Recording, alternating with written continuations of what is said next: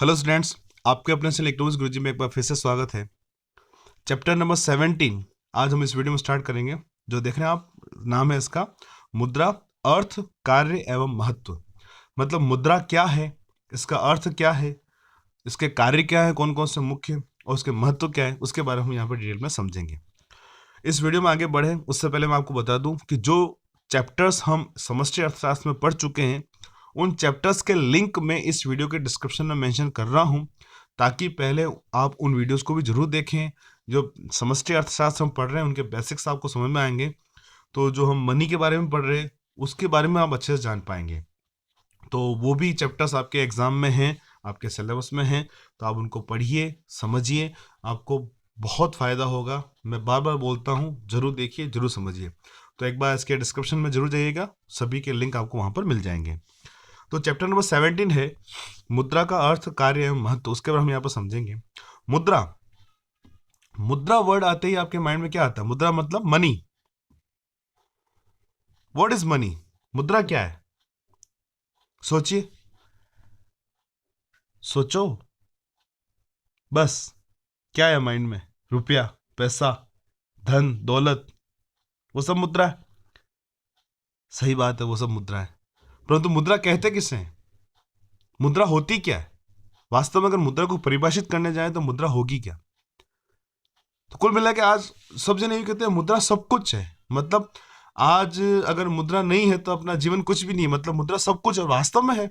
जिसके पास पैसा है, धन है, मुद्रा है, वही तो सब कुछ, अपनी इच्छाएं पूरी कर पा रहा है, अपना जीवन अच्छे से जी पा रहा है। जिसके पास पैसा नहीं है उसका जीवन नर्क के समान ही है, यह हम सबको पता है।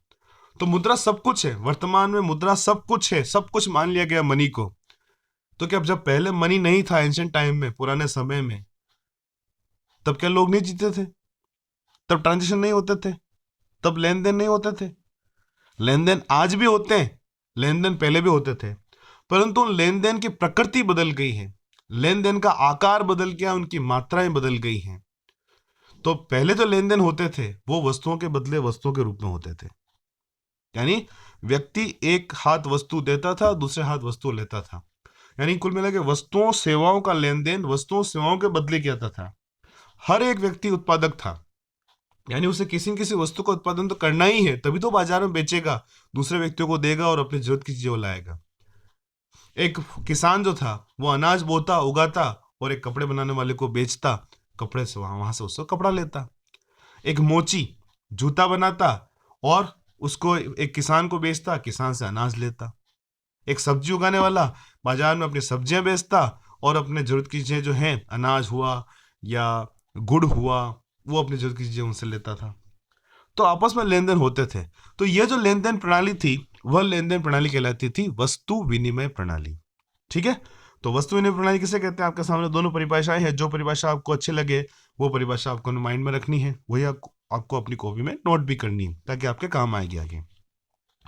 तो वस्तुओं तथा सेवाओं का दूसरी वस्तु या सेवा के साथ प्रत्यक्ष विनिमय वस्तु विनिमय प्रणाली कहलाती है।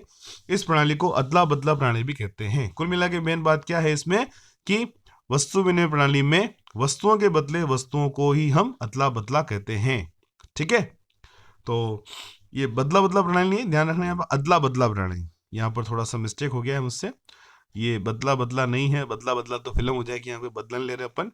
ये जो बदला है ना, आपको क्या लिखना है यहाँ पर? अदला, अदला बदला प्रणाली। तो ये थोड़ा सा ध्यान रखिएगा। फिर नेक्स्ट है वस्तु विनिमय प्रणाली। वह प्रणाली है, आपको भी हंसी आ रही होगी पर क्या करें, मिस्टेक हो जाती है, कोई बात नहीं। तो वस्तु विनिमय प्रणाली वह प्रणाली है जिसमें वस्तु का विनिमय वस्तु द्वारा ही होता है और विनिमय का कोई सर्वमान्य माध्यम नहीं होता है। जैसा कि मैंने डिस्कस किया था कि जब वस्तु के बदले वस्तुओं का लेन देन हो, एक वस्तु के बदले दूसरी वस्तु को दिया जाए, वस्तुओं सेवाओं के बदले वस्तुओं सेवाओं का ही लेन देन हो, तो ऐसी विनिमय प्रणाली को हम वस्तु विनिमय प्रणाली कहते हैं। और यह जो प्रणाली थी पुराने समय में, एंशिएंट टाइम में चलती थी, यानी जब मुद्रा नहीं थी विनिमय के माध्यम के रूप में, तब लोग लेन देन करते थे वस्तुओं सेवाओं का। परंतु वह जो लेन देन होता था वो करंट होता था, प्रत्यक्ष होता था, आमने सामने होता था। व्यक्ति आमने सामने होते थे, वस्तुओं के बदले वस्तुओं की अदला बदला करते थे। अदला बदला प्रणाली भी कहते हैं इसलिए इसको, और इसे ही हम वस्तु विनिमय प्रणाली कहते हैं। परंतु वर्तमान में यह प्रणाली अब नहीं है। यानी यह प्रणाली धीरे धीरे धीरे धीरे धीरे धीरे धीरे धीरे धीरे धीरे खत्म होती गई है। तो इसके पीछे कारण क्या है, इसके क्या दोष थी, इसके क्या दोष थे, क्या कमियां थी, क्या कठिनाइयां थी, उन कठिनाइयों के बारे में हमें जानना जरूरी है। उन कठिनाइयों को हम जानेंगे तब पता चलेगा कि ये प्रणाली वास्तव में कैसे वर्तमान में यह हटती गई। तो इसमें सबसे फर्स्ट है दोहरे संयोग का अभाव। सबसे मेन समस्या ये थी कि दोहरा संयोग होना बहुत जरूरी था और जनरली दोहरा संयोग नहीं मिलता था। क्या है इसमें कि सपोज अगर मेरे पास चावल है, ठीक है, और मुझे चाहिए मक्का, तो मुझे किस बंदे को ढूंढना होगा जिसके पास मक्का हो। ठीक है, ठीक है, वो आदमी मुझे मिल जाएगा जिसके पास मक्का हो, परंतु उस जो मक्का दे रहा है, कोई आदमी जो मक्की दे रहा है, वो मक्का के बदले चावल भी तो लेना चाहिए। भाई मैं तो चावल बेचने के तैयार हूँ, मक्का लेने के तैयार हूँ, पर सामने वाला मक्के के बदले चावल भी तो लेना जरूरी है। वो उसके ये संयोग बैठेगा तभी तो लेन देन पूरा हो पाएगा। तो ये दिक्कत बहुत होती थी। इसे ही दोहरे संयोग का अभाव जो है इसके रूप में हम जानते हैं। ठीक है, फिर अगली समस्या थी विभाजकता का अभाव। मतलब हम वस्तुओं को विभाजित नहीं करके बेच सकते थे, पूरी वस्तुओं के रूप में हम बेचते थे। जैसे कि हम यहाँ पर एग्जाम्पल लें, एग्जाम्पल आप समझेंगे तुरंत समझ जाएंगे कि माना कि 4 पैकेट गेहूं के बदले 1 भैंस है। ठीक है, अब किसी व्यक्ति को 2 पैकेट गेहूं ही लेने हैं या देने हैं, तो क्या करेंगे, भैंस को काटेंगे आधी। हंसी आ रही है आपको? तो क्या भैंस को काट के क्या भैंस जीवित रह पाएगी क्या, किस काम की वो? तो उस कंडीशन में क्या होगा, या तो 2 पैकेट के बदले पूरी भैंस दो, तो क्या होगा, भैंस वाले को नुकसान, और ये जो ट्रांजेक्शन है फिर वो हो ही नहीं पाता था। इसलिए ये जो प्रणाली धीरे धीरे हटती गई, क्योंकि इस प्रणाली में विभाजकता का अभाव था। आज तो हम जो वस्तु, जिस वस्तु को खरीदना चाहते हैं, जो सेवा हम खरीदना चाहते हैं, चाहे कितनी ही मात्रा में हो, किसी भी रूप में हो, मुद्रा के रूप में आसानी से खरीद सकते हैं उसको। ठीक है, फिर आता है सर्वमान्य मापक का अभाव। अब कोई एक स्पेसिफिक मापक नहीं था कि कितनी वस्तु के बदले कितना क्या होगा। जो व्यक्ति जिसको जो जमता उसके आधार पर वो अपने आप में वो एक क्राइटेरिया बना लेता, माप बना लेता, उसके अनुसार से वो बाजार में वस्तुओं को बेचता और खरीदता। जिसमें आप एग्जाम्पल देख रहे हैं, यहाँ पर उदाहरण आपके सामने। ये उदाहरण क्या बता रहा है कि गेहूं की कितनी मात्रा के बदले 1 मीटर कपड़ा अथवा 1 किलो गुड़ मिलेगा, यह निश्चित करना बहुत ही कठिन कार्य था। मतलब कितने किलो के बदले कितना कपड़ा मिलेगा, कितने किलो के बदले कितना गुड़ मिलेगा, ये कोई फिक्स नहीं था। हर आदमी अपने हर दुकानदार, हर उत्पादक अपने हिसाब से वो वस्तुओं का दाम है, वस्तुओं की मात्रा निश्चित कर लेता था। ठीक है, फिर भावी बचत संभव नहीं अथवा धन संग्रह अथवा क्रय शक्ति संचय करने में कठिनाई। आज हम पैसा कमाते हैं, कुछ पैसा अपने भविष्य के लिए भी रखते हैं, ताकि हमारा आने वाला जो भविष्य है वो सिक्योर रह सके और आसानी से हम अपनी आवश्यकताएं, जो बेसिक आवश्यकताएं, वो अपनी पूरी कर सकें। परंतु पहले चाहे व्यक्ति कितनी ही उम्र का हो, उसे तो काम करना ही, उत्पादन करना ही है। क्यों? क्योंकि आज जो वस्तु को जवानी में उसने सपोज बहुत सारा गेहूं पैदा किया, तो क्या वो बुढ़ापे तक उसको स्टोर रख सकता है कि बुढ़ापे में उस गेहूं को बेचेगा और अपनी सब चीजें, वो अपनी जरूरत की चीजें खरीद पाएगा? पॉसिबल नहीं था ये। यानी वस्तुएं नाशवान थी, वो क्रय शक्ति को संचय नहीं कर सकते थे, खरीदने की क्षमता को संचित नहीं किया जा सकता था। इसलिए ये जो प्रणाली धीरे धीरे हटती गई। ठीक है, परंतु आज मुद्रा के रूप में आसानी से कर सकते हैं। फिर उधार के लेखे में कठिनाई।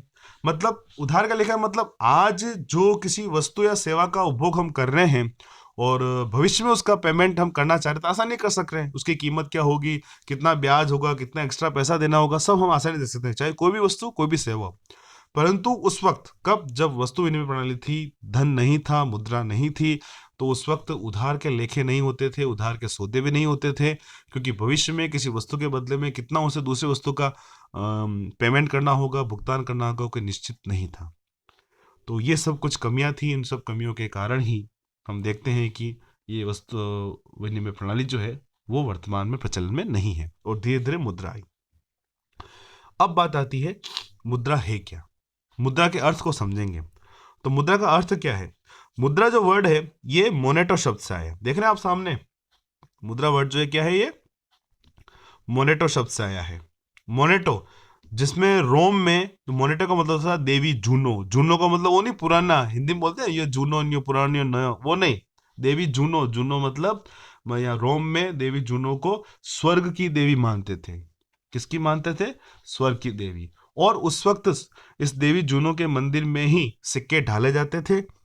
तो लोग ये मानते थे कि जो स्वर्ग की देवी है उसके मंदिर में सिक्के ढाले जा रहे हैं, तो जाहिर है वो सिक्के स्वर्ग का आनंद देने वाले होंगे। और आज हम जानते हैं आप और हम कि जो रुपया, पैसा, धन दौलत है वो वाकई में हमें स्वर्गवासी बनाता है। स्वर्गवासी मतलब ऐसा नहीं कि हम ऊपर सिधार गए। स्वर्गवासी का मतलब आज हम अपनी जो इच्छाएं हैं, जो आवश्यकताएं हैं, उनको हम आसानी से पूरी कर पाते हैं। जो चीज़ हमें चाहिए, जो वस्तु हमें चाहिए, उसको हम आसानी से उसको खरीद सकते हैं, उसका उपभोग कर पाते हैं। ठीक है, तो ये है इसका मुद्रा का अर्थ। अब हम आगे बढ़ते हैं मुद्रा की परिभाषाएं। अलग अलग अर्थशास्त्रियों ने मुद्रा की अलग अलग परिभाषाओं को दिया है, उस हम यहाँ पर देखेंगे, समझेंगे। तो मुद्रा की जो पहली परिभाषा हार्टले विदर्स ने दी है, उन्होंने क्या कहा? सिंपल से, मुद्रा वह सामग्री है जिससे हम वस्तुओं का क्रय विक्रय करते हैं। सिंपल है। उन महोदय ने क्या कहा कि मुद्रा तो वह है जिससे हम वस्तुओं को खरीदते हैं, बेचते हैं, जिससे हम वस्तुओं का क्रय विक्रय करते हैं। सिंपल सी बात है। फिर नैप महोदय क्या कहते हैं? कोई भी वस्तु जो राज्य द्वारा मुद्रा घोषित कर दी जाती है वह मुद्रा कहलाती है। सिंपल सी, यानी जो राज्य डिसाइड कर ले, राज्य ने जिस वस्तु को मुद्रा कहा है वह मुद्रा के रूप में कार्य करेगा।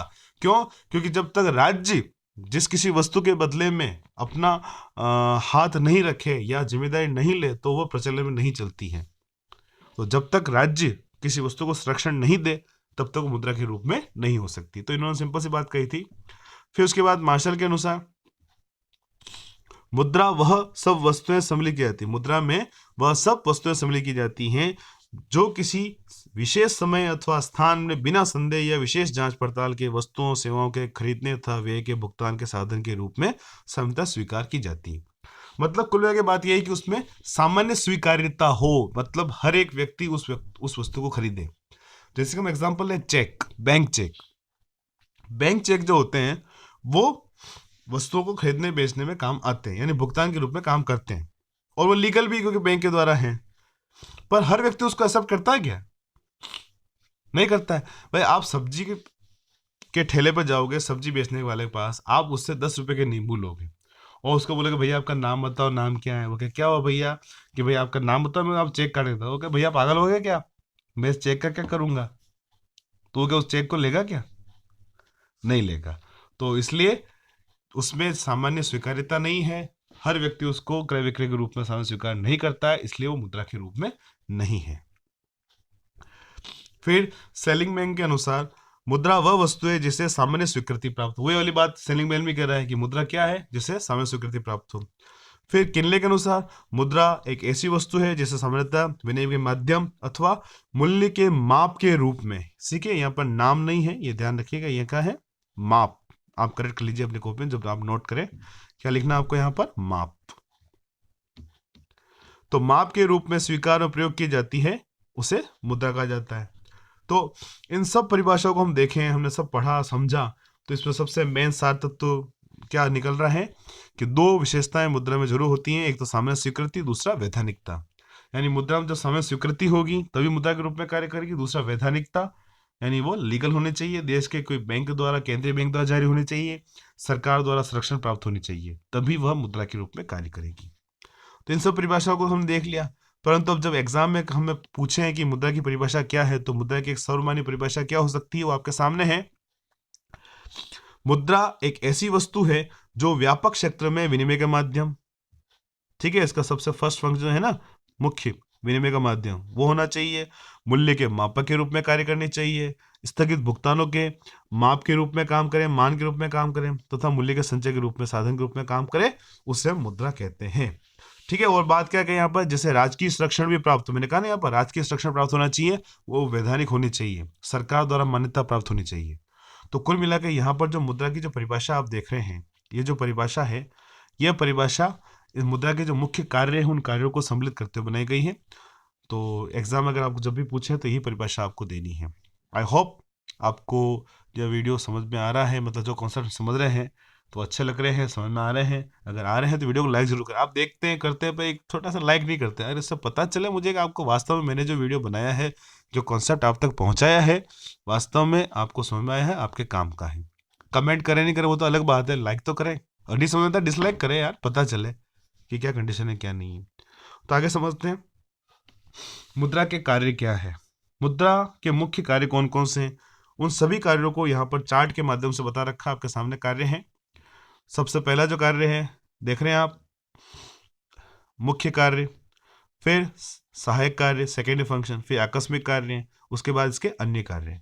तो इन सभी कार्यों को एक एक करके समझेंगे इस वीडियो में, और इतना ही यहाँ पर हम फिर इसके बाद अगले वीडियो में समझेंगे जो भी इस चैप्टर से रिलेटेड जो कंसेप्ट है उसको खत्म करेंगे इस वीडियो में।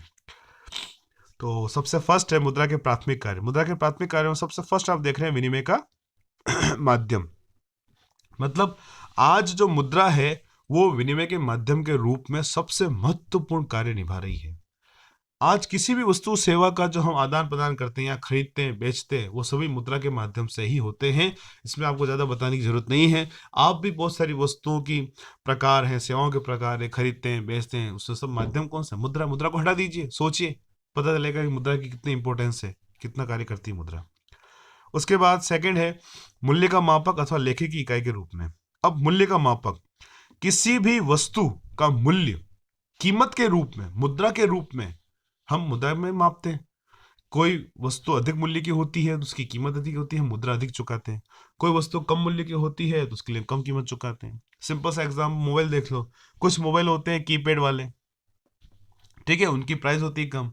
कुछ होते हैं स्मार्ट मोबाइल, है ना। तो स्मार्ट मोबाइल मतलब क्या हो गया, जो टच मोबाइल हो गए, टच पैड वाले हो गए, जिनकी कीमत अधिक होती है। उनमें भी फिर अलग अलग कीमतें होती हैं, किसमें कैमरा अच्छा होता है, किसमें रैम अच्छी होती है, किसमें स्क्रीन बड़ी है, किसमें छोटी है।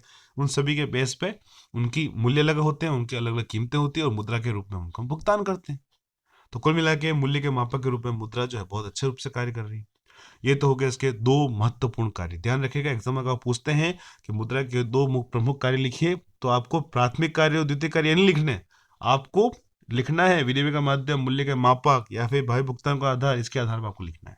ठीक है, तो ये तो हो गए प्राथमिक कार्य, मुख्य कार्य इसके। उसके बाद हम लेते हैं मुद्रा के सहायक अथवा द्वितीय कार्य, जिसमें सबसे फर्स्ट है भावी भुगतानों का आधार। वर्तमान में हम किसी वस्तु या सेवा का उपभोग करते हैं और उसका जो भुगतान है हम भविष्य में मुद्रा के आधार पर आसानी से कर सकते हैं। भविष्य में ब्याज सहित किसी वस्तु या सेवा की कीमत कितनी होगी आसानी से कर सकते हैं। तो भविष्य के जितने भुगतान है वो मुद्रा के माध्यम से आसानी से हो पा रहे हैं, सभी जने जा रहे हैं। फिर मूल्य का संचय। मूल्य का संचय मतलब क्रय शक्ति के संचय के रूप में मुद्रा जो है वो बहुत अच्छे से काम कर रही है। पहले क्रय शक्ति, क्रय शक्ति मतलब खरीदने की क्षमता किसमें होती थी, अनाज में होती थी, जानवरों में होती थी। तो उनको स्टोर रखना, लंबे समय तक रखना, अनाज को हम घर में कमरे में कितने लंबे समय तक रख पाएंगे, 2 साल 3 साल 5 साल, उसके बाद तो सड़ जाएंगे। तो मूल्य को लंबे समय तक संचित नहीं रख सकता था, उसके लिए जगह भी बहुत ज्यादा चाहिए थी। तो आसानी से मुद्रा के रूप में हम संचित रख पा रहे हैं और जगह भी उसमें जो स्पेस होती है वो भी कम चाहिए। फिर आता है क्रय शक्ति अथवा मूल्य का हस्तांतरण।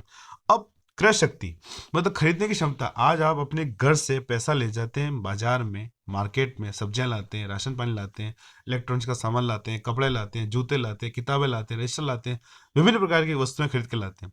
तो कितना ईजी हो गया, घर से पैसा ले गए, वहां से वस्तुएं से खरीदी और अपने घर ले आए। यानी क्रय शक्ति किसी ईजी वे से आप अपने जेब में डालकर पैसा डालकर एक जगह से दूसरी जगह पर ले जा पा रहे हैं। परंतु पहले ऐसा पॉसिबल नहीं था।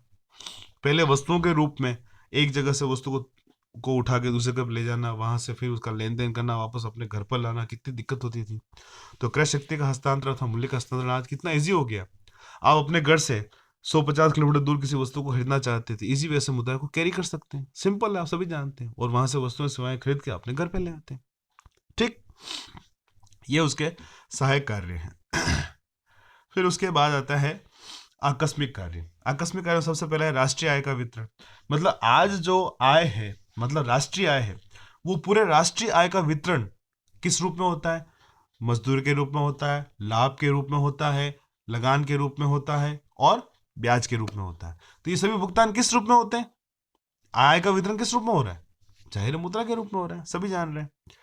फिर साख का आधार, मतलब आज बैंकों द्वारा जो भी वित्तीय संस्थाएं हैं जो लोन देती हैं, जो उधार देती हैं निवेश के पर्पज से, चाहे वो एजुकेशन लोन हो, इंडस्ट्रियल लोन हो, एग्रीकल्चर लोन हो, होम लोन हो, कार लोन हो, जितने भी लोन हैं, सभी जो ऋण हैं किस में जा रहे हैं, मुद्रा के रूप में जा रहे हैं, सिंपल सी। फिर आता है संपत्ति की तरलता, मतलब आज हम अपनी संपत्ति को, पहले संपत्ति किसमें मानते थे, जमीन जायदाद में, उसमें जितनी ज्यादा प्रॉपर्टी होती थी उतनी ज्यादा संपत्ति मानते थे लोगों के पास। परंतु आज संपत्ति को तरल के रूप में रखा जा सकता है, मतलब लिक्विड के फॉर्म में रख सकते हैं, मुद्रा के रूप में रख सकते हैं। जिसके पास पैसा है वो भी आज बहुत नाम वाला होता है समाज में, आप सभी जानते हैं, उसकी प्रतिष्ठा बहुत ज्यादा होती है। तो ये भी एक संपत्ति के रूप में, तरल के रूप में उसको आसानी से रख पा रहे हैं हम। फिर आता है मुद्रा के अन्य कार्य। मुद्रा के अन्य कार्यों में सबसे फर्स्ट है शोधन क्षमता का सूचक, मतलब क्या दे रहा है इसमें कि मुद्रा की उपलब्धता आर्थिक एजेंट की शोधन क्षमता की सूचक होती है। समाज में जिस किसी भी व्यक्ति के पास मुद्रा है उसके पास भुगतान करने की क्षमता होती है। मेन बात यही है कि जिसके पास पैसा है, यानी जो भी लेन देन हो पा रहे हैं, कोई भी व्यक्ति, कोई भी आर्थिक एजेंट लेन देन कर रहा है वो मुद्रा के माध्यम से कर रहा है। उसके पास अगर मुद्रा है, पैसा है, तो ही वह समस्त प्रकार के लेन देन कर पाता है। तो मुद्रा जो शोधन क्षमता के सूचक के रूप में जो कार्य कर रही है बहुत इंपॉर्टेंट है। फिर आता है मुद्रा इच्छा की वाहक, मतलब मुद्रा जो है वो आज इच्छा की वाहक है, यानी हर प्रकार की जो अपनी इच्छाएं हैं, हम जो आर्थिक निर्णय लेना चाहते हैं, हम जो हमारी आवश्यकताएं पूरी करना चाहते हैं, हम कोई भी इकोनॉमिक डिसीजन लेना चाहते हैं, कहाँ पैसा लगाएं, कहाँ पैसा खर्च करें, नहीं करें, कितना पैसा बचाएं, वो जो भी अपनी इच्छाएं हैं वो सभी इच्छाएं मुद्रा के माध्यम से ही पूरी हो पा रही। यानी वर्तमान में हम जिस किसी इच्छा को पूरा करना चाहते हैं, जो कोई भी इच्छा है, वो सभी इच्छाएं, आवश्यकताएं हम मुद्रा के माध्यम से ही पूर्ण कर पाते हैं। ठीक है। फिर अगला टॉपिक हम देखते हैं यहाँ पर, मुद्रा के द्वारा वस्तु में कमियों का निवारण। हम जब साथ साथ पढ़ा था हम देख चुके थे, यहाँ पर थोड़ा सा डिटेल में डिस्कस कर लेते हैं। एग्जाम बहुत बार पूछा जाता है क्वेश्चन, तो देखते हैं यहाँ पर। तो अभी तो हमने यहाँ मुद्रा के कार्यों को देखा, अब आगे बढ़ते हैं। मुद्रा के द्वारा आगे क्या टॉपिक, मुद्रा के द्वारा वस्तु विनिमय की कमियों का निवारण। जो वस्तु विनिमय की जो कमियां थी, दोहरे संयोग का अभाव, ये सब कमियों को मुद्रा ने आसानी से कर दिया। सबसे फर्स्ट है दोहरे संयोग की आवश्यकता नहीं, मतलब वस्तु विनिमय प्रणाली में क्या था कि दोहरा सहयोग होना आवश्यक था। हम किसी वस्तु को बेच रहे हैं, सामने वाला उसको खरीद रहा है, और हमें जो वस्तु चाहिए जरूरी है कि वो सामने वाला भी वो वस्तु बेचे। तो यह समस्या अब मुद्रा के माध्यम से नहीं रही है। आज हम चाहे जिस वस्तु को खरीद सकते हैं, चाहे जिस वस्तु को बेच सकते हैं। किसी प्रकार के दोहरे संयोग के लिए हमें वेट नहीं करना पड़ता है। ठीक है। फिर विभाजकता की समस्या का समाधान। हम किसी भी वस्तु की अदला बदली में विभाजन की समस्या हमारे सामने आती थी। जैसे कि मैंने आपको एग्जाम्पल बताया था कि 4 पैकेट के बदले 1 भैंस, और किसी व्यक्ति को 2 पैकेट ही लेने देने हैं, तो क्या भैंस को आधा करेंगे? पॉसिबल नहीं था। यानी जो वस्तु विभाज्य नहीं थी उनका लेन देन बहुत मुश्किल से होता था। परंतु आज हम आसानी से हर प्रकार की वस्तु सेवा को अपने जितनी मात्रा में चाहिए हम उसको खरीद सकते हैं, बेच सकते हैं।